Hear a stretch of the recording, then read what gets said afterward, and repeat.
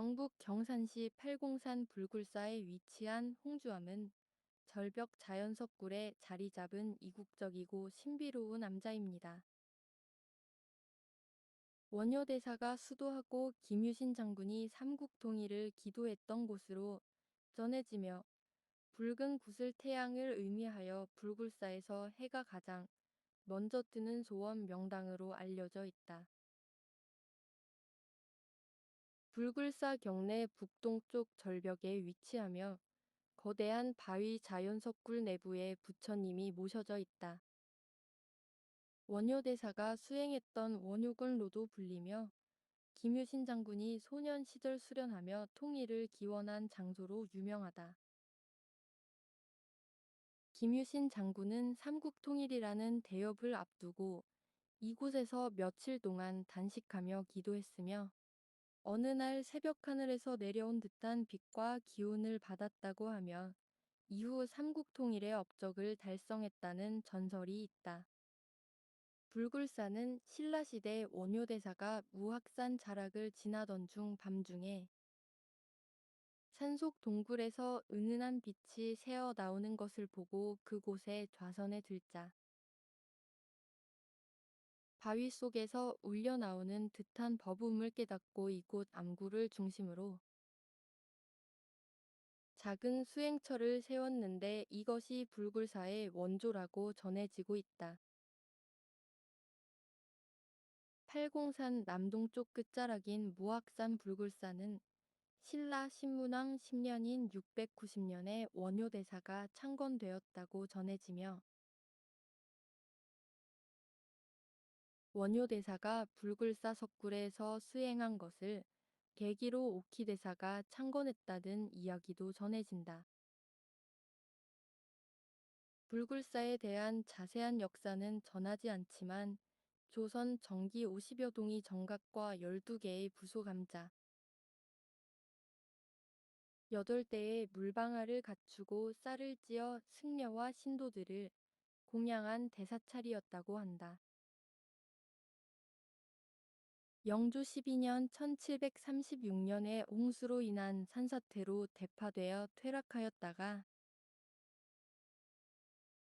이후 전라도 송광사의 한 노스님이 현몽을 받아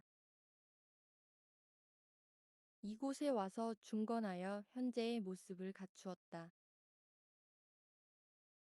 불굴사 홍주암 입구 주차장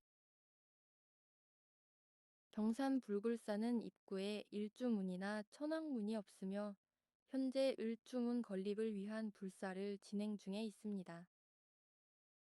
불굴사 홍주암 입구 큰 느티나무 아래에 있는 강인하고도 멋진 김유신 장군상이 우리를 맞이해준다. 불굴사 산내 암자 홍주암은 불굴사 경내에서 북동쪽 절벽을 따라 200m 정도 올라가면 나오는 자연 동굴이 홍주암이다. 홍주암은 원효대사가 수도한 동굴이라서 원효암 또는 불암으로도 불립니다.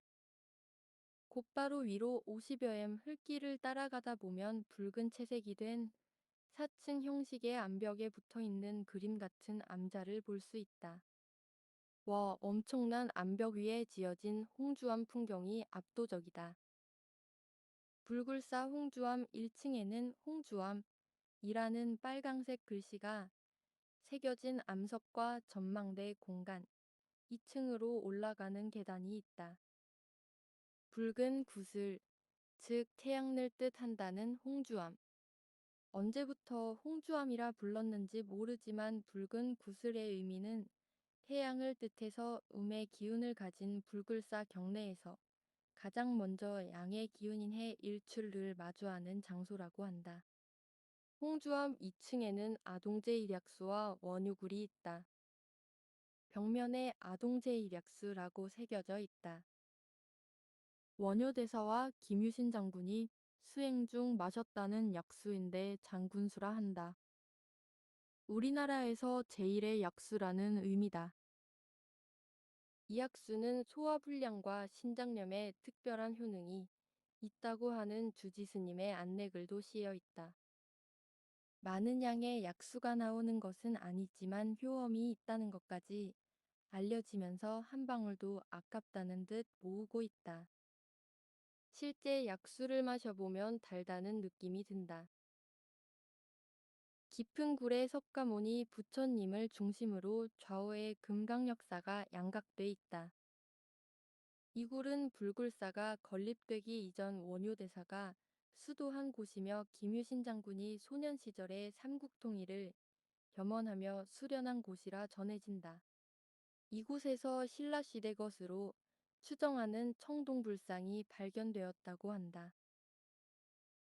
그 부처님은 현재 경주박물관에 보관돼 있다. 홍주암의 건립연대는 통일신라 시대로 추정된다. 원효굴에서 한 층을 더 오르면 제1상층 3층에 독성각과 기도처가 있다.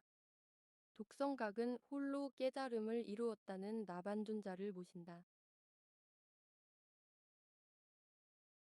3층 독성각 올라가는 계단에서 본 팔공산 명마신과 신의 풍광.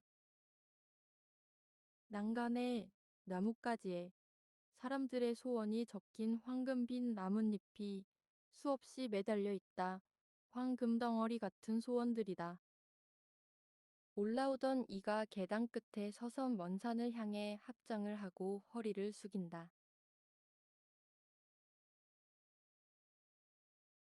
맞은편 산에서 백마가 울며 하늘로 올라갔다는 전설도 있는 불굴사와 마주한 산봉우리가 팔공산 명마산 산자락이다.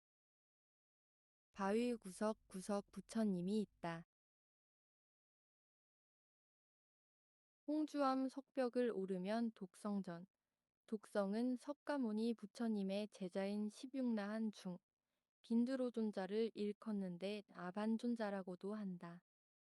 나반존자는 수행을 완수해 가장 높은 도력을 지닌 부처님의 제자 16나한 중 신통력이 제일 뛰어난 대일존자라고 한다.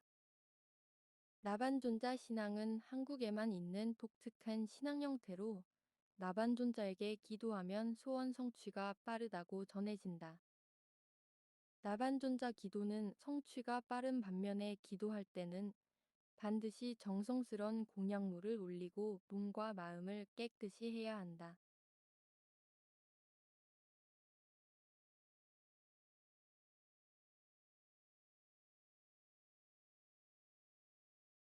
한 가지 소원은 들어준다고 알려져 독성각 앞 난간에는 소원문들이 가득하다.